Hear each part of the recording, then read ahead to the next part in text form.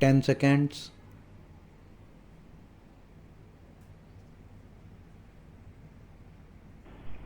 Mr. Vice Chairman, I wish the matter had not come up for discussion in this House in the form in which it has come, because we will be discussing, it appears, the same subject more or less piecemeal in connection with the other two bills as well.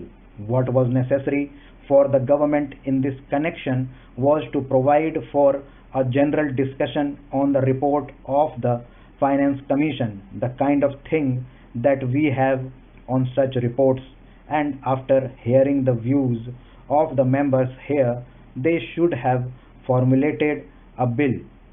Even if they had formulated the bill earlier, the bill should have been preceded by a discussion on the report.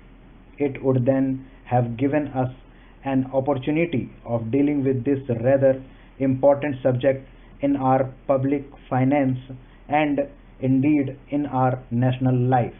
But now we are asked to treat this matter piecemeal and deal with the bill as it comes separately. I say, sir, this would not seem very fair. It is true that we have had two other reports of the Finance Commission and that we have had certain opportunities of discussing the issues raised by the Finance Commission on previous occasions. But that should not have precluded a thorough discussion of the third report, more especially after the experience of the two 5-year plans and generally also after the experience of the states in the matter of public finance and as regards relations between the states and the center. All I can say is that the government does not understand the magnitude of the problem or the urgency or the seriousness of the issues involved.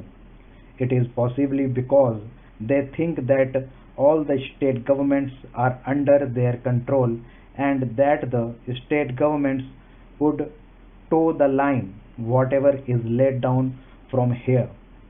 Suppose, sir, today a number of states had been outside the control of the same party which controls the central government. Problems would have become acute because conflicts between the state governments controlled by certain other parties and those controlled by the Congress party which controls the central government would have arisen sharply, calling for a thorough discussion and mutual consultation in a different way.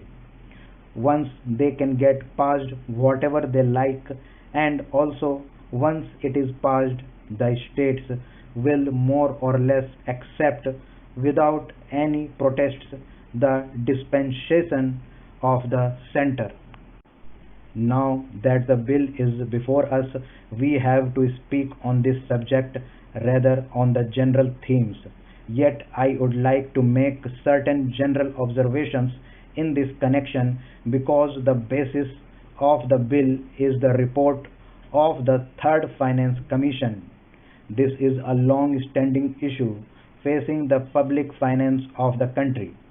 Those who have studied economics will know well how this matter had come up even during the British time when we did not have either independence or any kind of autonomy in the states in that setup. Even at that time, the state governments functioning under the British felt that something should be done with regard to adjustment of finances, especially in regard to the relations between the center and the states. There had been a long standing controversy as to how the taxes, especially the income tax, should be divided between the center and the states.